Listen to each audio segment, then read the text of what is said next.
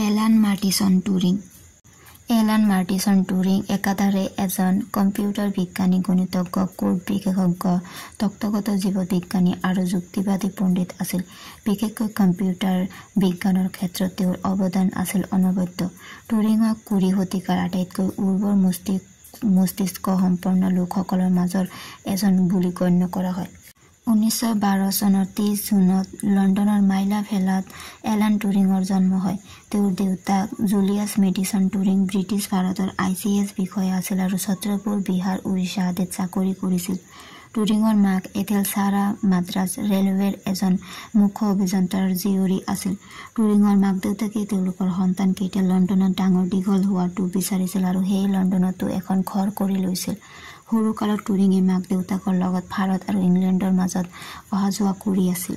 টুৰিঙৰ 6 বছৰ বয়সত মাক দেউতাকে তেওঁক ইংলেণ্ডৰ লণ্ডনৰ ওচৰৰ ছেইণ্ট মাইকেলছ স্কুলত নাম লগাই দিলে। সৰুৰে পৰাই টুৰিঙে তেওঁৰ প্ৰতিভাৰে শিক্ষক-শিক্ষয়িত্ৰীসকলক মোহিত কৰিবলৈ সক্ষম হৈছিল। 1926 চনত তেওঁ চেৰবৰ্ণ স্কুলত ভৰ্তি হয়। এই স্কুলত তেওঁ গণিত আৰু বিজ্ঞানৰ বাহিৰে আন বিষয়ত ইমান অনাগ্ৰহ দেখুৱাইছিল যে সেই স্কুলৰ প্ৰধান শিক্ষকে টুৰিঙৰ দেউতাকলৈ লিখিবলগীয়া হৈছিল, যদি তেওঁ টুৰিঙে পাব্লিক স্কুলত পঢ়িব খোজে তেন্তে তেওঁ ইয়াত পঢ়োৱা সকলো বিষয়তে শিক্ষিত হ'ব লাগিব আৰু যদিহে তেওঁ বিজ্ঞানী বা বিশেষজ্ঞ হ'ব খুজিছে তেন্তে এই স্থান তেওঁৰ বাবে উপযুক্ত নহয় আৰু তেওঁ ইয়াত অযথা সময় নষ্ট কৰিছে। অৱশ্যে টুৰিঙে অচিৰেই সেইবোৰ দিশ চম্ভালি ল'লে আৰু আন বিষয়বোৰো উত্তীৰ্ণ হ'ব পৰাকৈ অধ্যয়ন কৰিলে।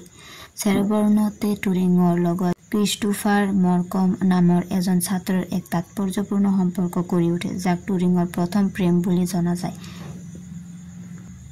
এই সম্পৰ্কই টুৰিঙক অধ্যয়নতো যথেষ্ট অনুপ্ৰেৰণা যোগাইছিল যদিও 1930 চনৰ ফেব্ৰুৱাৰীত মৰকমৰ হঠাতে মৃত্যু হোৱাত সেই সম্পৰ্কৰ ইতি পৰে। 1931 চনৰ পৰা 1934 চনলৈ টুৰিঙে কেম্ব্ৰিজৰ কিংছ কলেজত পঢ়া-শুনা কৰে। 1935 চনত গণিতৰ ক্ষেত্ৰত তেওঁ দেখুওৱা অসামান্য প্ৰতিভা স্বীকৃতি ৰূপে টুৰিঙে ফেল' অৱ কিংছ সন্মান লাভ কৰে। 1936 চনৰ পৰা 1938 চনলৈ তেওঁ প্ৰিন্সটন বিশ্ববিদ্যালয়ত আন এজন প্ৰতিভাশালী গণিতজ্ঞ আলনজো চাৰ্চৰ অধীনত অধ্যয়ন কৰে। টুৰিঙে তেওঁৰ এক গৱেষণা পত্ৰত ইউনিভাৰ্চেল মেচিন নামৰ এক যন্ত্ৰৰ কথা উল্লেখ কৰিছিল, যি যন্ত্ৰই আন প্ৰকাৰৰ যন্ত্ৰবোৰে কৰা বিভিন্ন গণনা অকলে কৰিব পাৰে। প্ৰিন্সটনত টুৰিঙে গণিতৰ উপৰি সংকেতবিদ্যাও অধ্যয়ন কৰিছিল। 1938 চনৰ জুন মাহত তেওঁ প্ৰিন্সটন বিশ্ববিদ্যালয়ৰ পৰা PhD ডিগ্ৰী লাভ কৰে। তাৰ পাছত তেওঁ পুনৰ কেম্ব্ৰিজলৈ ঘূৰি আহে আৰু লুডউইগ উইটজেনষ্টেইনে গণিতৰ আধাৰ সম্পৰ্কত দিয়া বক্তৃতাসমূহ মনোযোগেৰে শুনে। 1939 চনত ইউৰোপত দ্বিতীয় বিশ্বযুদ্ধ আৰম্ভ হয়। এই বিশ্বযুদ্ধৰ সময়ত তেওঁ ব্ৰিটেইনত গভৰ্ণমেণ্ট কোড এণ্ড চাইফাৰ স্কুলত চাকৰি কৰিছিল। তেওঁ তাত কেইটামান তাৎপৰ্যপূৰ্ণ আৱিষ্কাৰ কৰিছিল আৰু সাংকেতিক শব্দ বা কোডসমূহৰ অৰ্থ ভাঙিবলৈ কিছুমান অভিনৱ কিন্তু কাৰ্যকৰী উপায় উলিয়াইছিল। বিশেষকৈ শত্ৰুপক্ষ জাৰ্মানীৰ সাংকেতিক কোডসমূহৰ অৰ্থ উলিওৱাত তেওঁ অসামান্য কৃতিত্ব প্ৰদৰ্শন কৰিছিল। তেওঁ নাজিসকলৰ গোপন কৌশল আগতীয়াকৈ জনোৱা বাবেই বেটল অৱ আটলাণ্টিককে ধৰি কেইবাখনো যুদ্ধত নাজি জাৰ্মানীৰ পৰাজয় হৈছিল।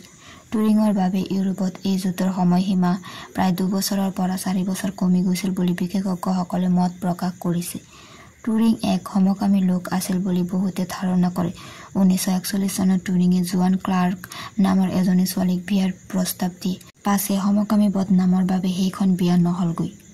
দ্বিতীয় বিশ্বযুদ্ধৰ পাছত টুৰিঙে কম্পিউটিঙত মনোনিৱেশ কৰে।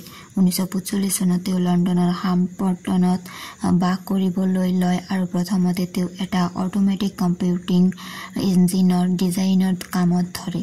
1946 চনত 19 ফেব্ৰুৱাৰীত তেওঁ ইংলেণ্ডৰ নেশ্যনেল ফিজিকেল লেবৰেটৰীত যোগদান কৰে আৰু বিশ্বৰ প্ৰথমটো স্তৰৰ প্ৰগ্ৰেম কম্পিউটাৰৰ ডিজাইনৰ কামত ব্ৰতী হয়। তেওঁক বিশ্বৰ প্ৰথম যুগৰ প্ৰকৃতিভ কম্পিউটাৰ বিজ্ঞানী বুলি ধৰা হয়। কম্পিউটিং কৌশল সম্পৰ্কত তেওঁ কেইখনমান গুৰুত্বপূৰ্ণ গৱেষণা পত্ৰ লিখিছিল, যাৰ প্ৰাসংগিকতা এতিয়াও আছে। 1948 চনত তেওঁ ডিজিক চেম্পাৰনৌনে নামৰ এজন ছাত্ৰৰ সৈতে লগ লাগি এটা কম্পিউটাৰ চেছ প্ৰগ্ৰেম সৃষ্টি কৰিবলৈ লয় আৰু 1950 চনত সেই কাম সম্পূৰ্ণ হয়। 1948 চনতে টুৰিং মানচেষ্টাৰ বিশ্ববিদ্যালয়ৰ গণিত বিভাগৰ ৰিডাৰ নিযুক্ত হয় আৰু লগতে তাত অৱস্থিত মাৰ্কছ নিউমেনৰ কম্পিউটিং লেবৰেটৰীটো কাম কৰিবলৈ লয়। তেওঁ মানচেষ্টাৰত কম্পিউটাৰ বিজ্ঞানৰ বিকাশ কৰাত উল্লেখযোগ্য ভূমিকা লয় আৰু লগতে গাণিতিক জীৱবিজ্ঞানৰ প্ৰতি আগ্ৰহী হৈ উঠে। 1950 চনত তেওঁ কম্পিউটিং মেচিনাৰী এণ্ড ইণ্টেলিজেন্স নামৰ এক গৱেষণা পত্ৰত কম্পিউটাৰৰ কৃত্ৰিম বুদ্ধিমত্তা বিষয়ত আলোচনা কৰে আৰু কম্পিউটাৰৰ কৃত্ৰিম বুদ্ধিমত্তা নিৰ্ণয় কৰিবলৈ টুৰিং টেষ্ট নামৰ এক পৰীক্ষা উদ্ভাৱন কৰে। সেই পৰীক্ষাৰ প্ৰয়োগ এতিয়াও অব্যাহত আছে। 1952 চনত টুৰিঙৰ 39 বছৰ বয়সত তেওঁৰ লগত আৰ্নল্ড মুৰে নামৰ এজন 19 বছৰীয়া বয়সীয়া ল'ৰাৰ বিশেষ সম্পৰ্ক স্থাপন হয়।